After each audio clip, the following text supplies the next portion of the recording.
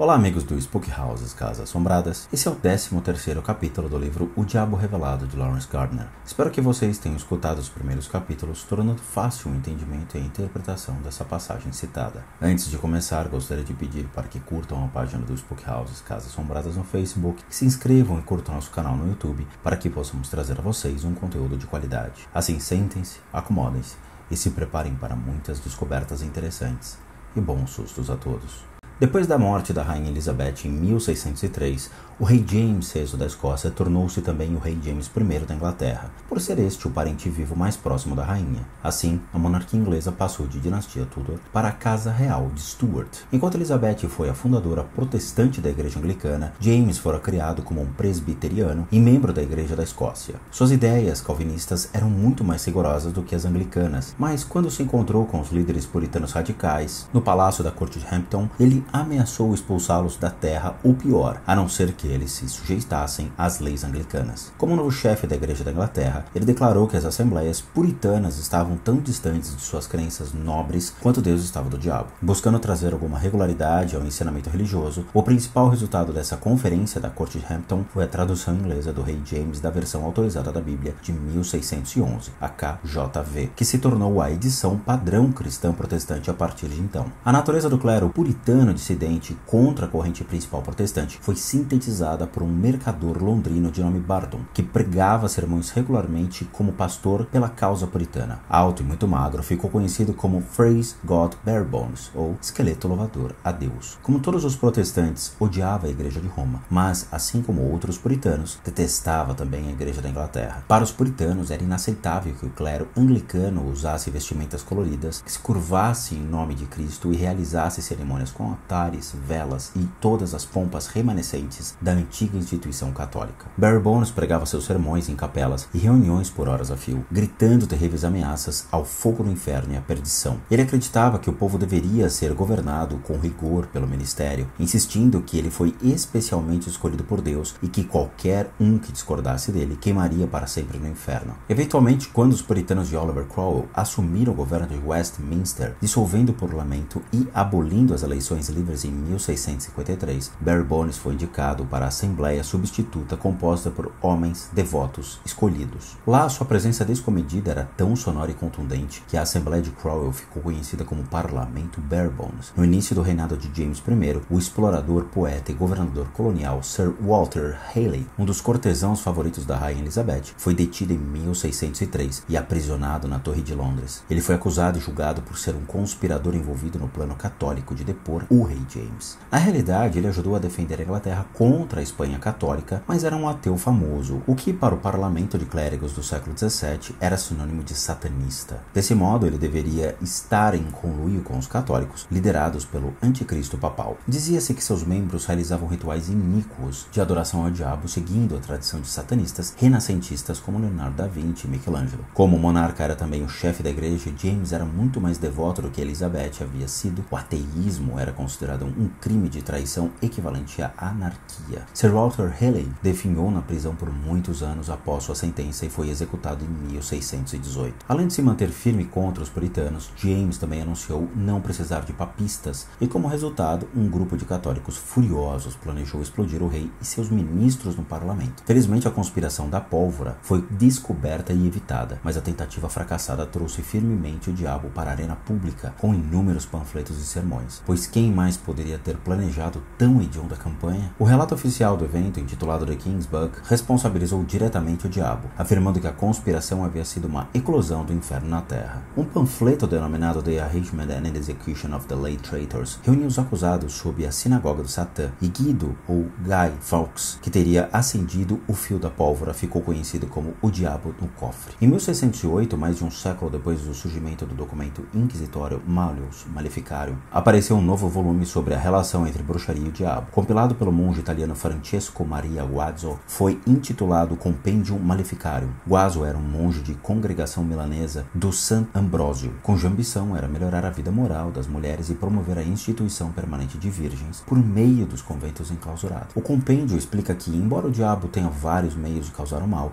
existem correções efetivas para reparar e dissipar esses danos quando reconhecidos. Ele então busca ilustrar com vários exemplos do documentados como Satanás faz com que sua presença seja sentida e lista determinados tratamentos e curas para aqueles que tenham sido corrompidos por seu mal. O foco central do texto é a natureza da bruxaria, com a exposição específica das 11 tarefas necessárias para a participação completa no sabá. A lista inclui descrições detalhadas de atividades sexuais envolvendo demônios sedutores, homens com súcubos e mulheres com íncubos. O texto também apresenta certos aspectos do ritual, como oferendas de velas negras, batismo satânico, banquetes, danças frenéticas e o famigerado ritual sabático do Osculum Infame, beijar o traseiro do diabo. Segundo as alegações e confissões forçadas encontradas nos registros dos julgamentos da Inquisição, as bruxas dariam o beijo da vergonha no início do sabá, depois do diabo ler em voz alta o nome dos seguidores presentes. O mesmo foi registrado no julgamento de North Berwick, da Escócia, quando o Osculum Infame foi caracterizado como um ato de homenagem e penitência. Hermann Tyrrell,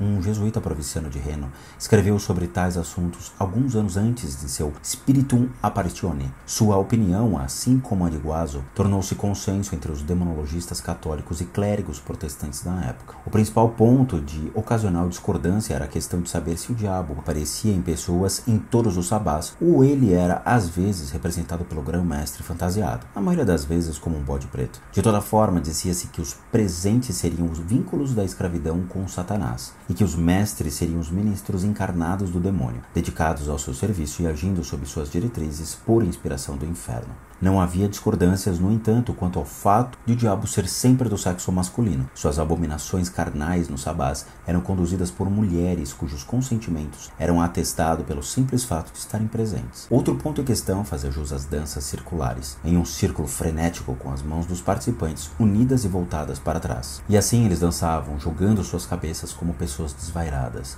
algumas vezes segurando velas que haviam usado antes para adorar o diabo. Em 1653, o Dr. Henry Moore, da Griffith College, em Cambridge, também escreveu sobre as danças circulares em seu tratado teológico Antidote Against Atheism. Ele explicou que as dançarinas geralmente realizavam suas orgias ao redor das amoeiras, círculos de pedra e ainda de grandes círculos que apareciam na grama misteriosamente durante a noite. Em aparente confirmação da declaração de Guazzo de que crianças eram batizadas em um ritual nas assembleias sabáticas, Janet Dabadie, uma bruxa confessa dos Pirineus, declarou em 1609 que as muitas crianças foram batizadas pelo diabo nesses sabás. Se alguém novo da cerimônia já tivesse sido batizado no cristianismo, o batismo teria de ser formalmente renunciado pelo candidato e pelos padrinhos anteriores. A nova bruxa recebia um dos nomes do diabo, que designava novos padrinhos para instruí-la nos caminhos da magia diabólica. Em reação direta e imediata ao compêndio Maleficarum de Guazzo, Pierre de Lancret, um juiz francês de Bordeaux, conduziu uma grande caça às bruxas em 1609, queimando 70 pessoas na fogueira em Labour. Ele dizia que os magos e bruxas eram uma força organizada contra a sociedade e uma ameaça à ordem estabelecida. Em seu Portrait of the Inconstancy of Witches, ele divulgou as exigências para a participação no sabás. Em contrapartida, Frederick von Spee,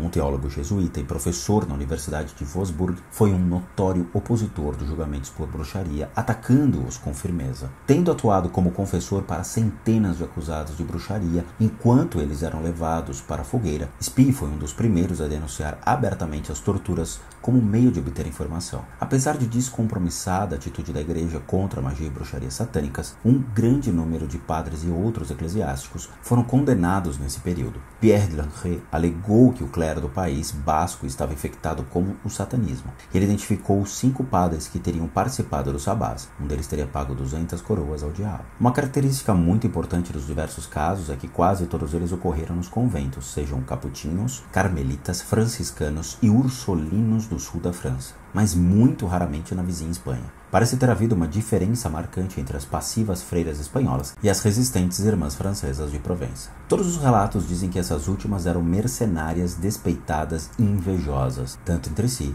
como com aqueles ao redor. Em um ambiente de extrema repreensão, as freiras francesas frequentemente tentavam se sobrepor às demais em histórias individuais sobre encontros sexuais com visitantes, mas elas se livravam de qualquer responsabilidade pessoal, explicando estar em tais ocasiões denominadas pelo diabo. Quando algumas circunstâncias se tornavam de interesse público, o homem acusado de trazer o diabo até um convento era quase sempre um confessor sacerdotal ou algum outro membro do clero. Ele era então impossível de conhecer completamente os casos como Gaufrid ou Grandier, mas aparentemente havia havia culpa em indiscrições de ambos os lados, e ser um conventual ou padre local era simplesmente uma ocupação perigosa. Um dos poucos casos infelizes surgidos na Espanha foi o de Madalena de la Cruz, uma freira franciscana que entrou para o convento em Córdoba. Ela adquiriu uma reputação extraordinária por sua santidade e, após um longo serviço, foi eleita abadesa. Mas então, alguns anos depois, ela ficou gravemente doente e foi levada prisioneira pelos frades da Inquisição com acusações de bruxaria contra ela. Sob algum tipo de coerção qualquer, Madalena confessou que, quando tinha 12 anos, o diabo apareceu para ela. Ela foi aprisionada pelo restante da vida.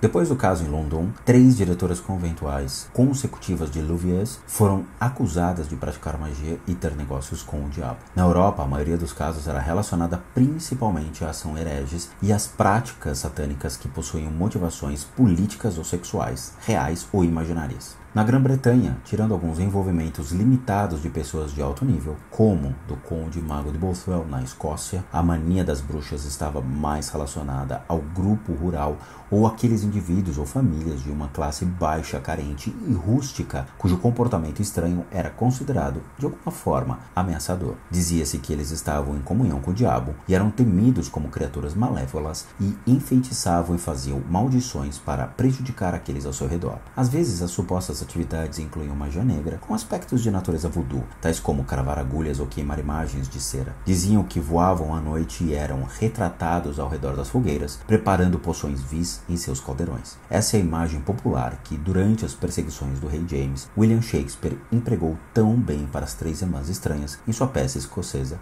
Macbeth. O único fator comum, no entanto, era que, mesmo sendo culpada de bruxaria, uma freira francesa desobediente ou uma idosa inglesa miserável, a causa de seus comportamentos diabólicos era sempre a mesma. Em todos os casos, o incitador era o diabo. Bom, meus amigos do canal, espero que tenham gostado do 13º capítulo desse incrível livro e vejo vocês no próximo episódio, quando falaremos sobre a rebelião de Satanás. Grande abraço a todos e bons sustos!